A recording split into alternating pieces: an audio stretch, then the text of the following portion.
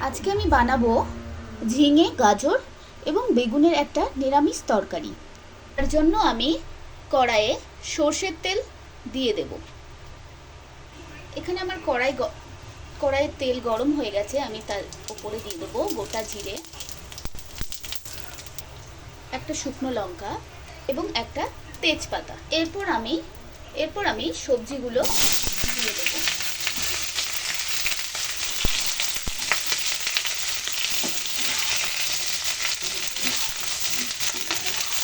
এটা একটু এখন ভাজা ভাজা হবে। এটা হালকা ভাজা ভাজা হয়ে গেছে। এবার আমি এর ওপর দিয়ে দেবো সামান্য লবণ, সামান্য হলুদ,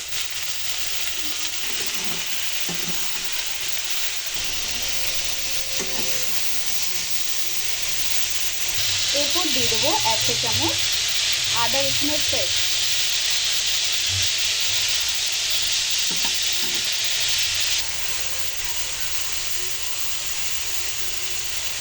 এর মধ্যে আমি কোনো পেঁয়াজ ইউজ করব না। এর মধ্যে এবার কটা কাঁচা লঙ্কা কুচি দিয়ে দেব।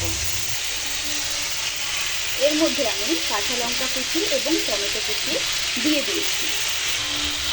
এবার এটাকে ভালো করে কষিয়ে তারপর জল দেব।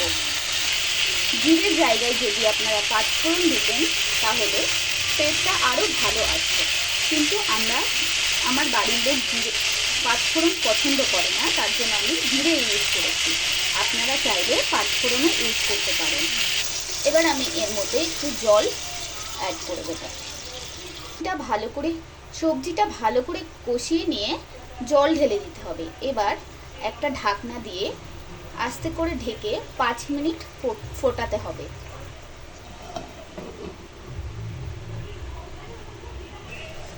তরকারিটা হয়েই এসেছে।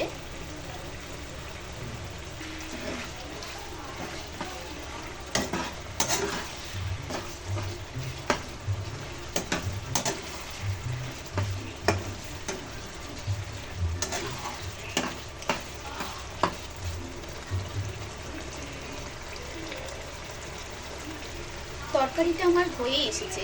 নামানোর আগে আমি 1 চা চামচ চালের গুঁড়ো এবং একটুখানি চিনি অ্যাড করলাম। এবার এটাকে ভালো করে নাড়াচাড়া করে একটু গরম মশলা দিয়ে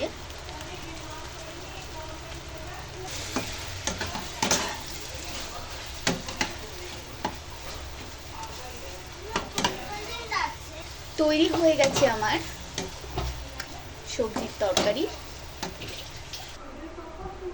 তৈরি হয়ে গেছে আমার সবজি।